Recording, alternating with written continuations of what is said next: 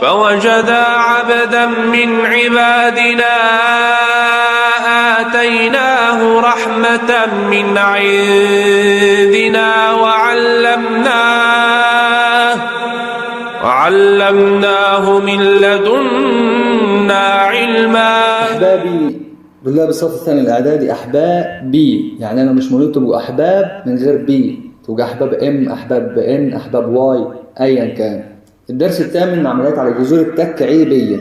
هيديني يا حبيبي جذر تكعيبي اللي ده الشكل بتاعه، ولكن الجذر التكعيبي هيكون كبير شوية شبه 250، أو الجذر التكعيبي ل4000. فكل اللي مطلوب منك هتحوله لحاجة صغيرة، يعني ليها جذر تكعيبي شبه 125 في 2، فتبقى 5 جذر التكعيبي ل2، أو جذر التكعيبي ل4000 فهتخليه 1000 في 4، جذر التكعيبي ل1000 10، جذر التكعيبي لل4، وهكذا. دي أهم الأفكار اللي موجودة معانا.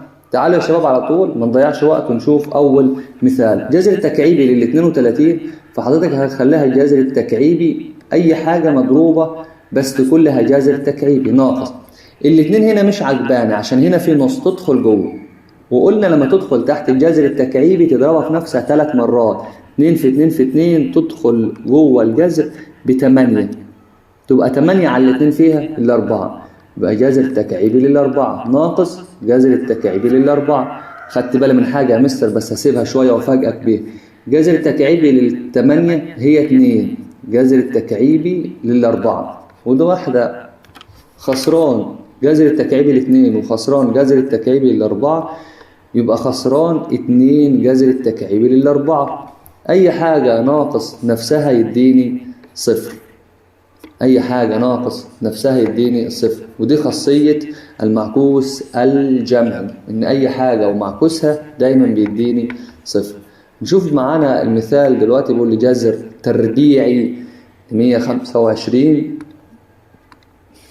ناقص جذر تكعيبي 250 زائد نص تكعيبي 16 زائد جذر تربيعي 20. في الأول أنا هجيب التربيعي جنب بعض. تمام يا مستر، نجيبهم مفيش أي مشاكل، واسمها خاصية الإبدال.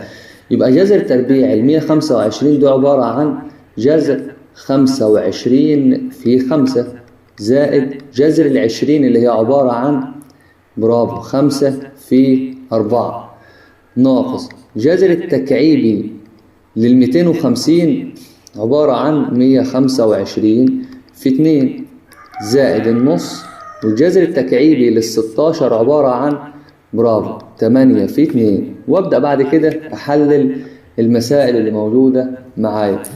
جذر التربيعي لل25 تطلع 5 جذر 5 زائد جذر التربيعي لل4 2 جذر 5 ناقص جذر التكعيبي 125 برافو 5 زائد جذر التكعيبي ل8 2 تطلع تلاقي نص ال2 1 فخلاص أكنها مش موجود. جذر التكعيبي لل2 هتجمع اللي شبه بعض يديك 7 جذر التربيعي ل5 ناقص 4 جذر التكعيبي لل2.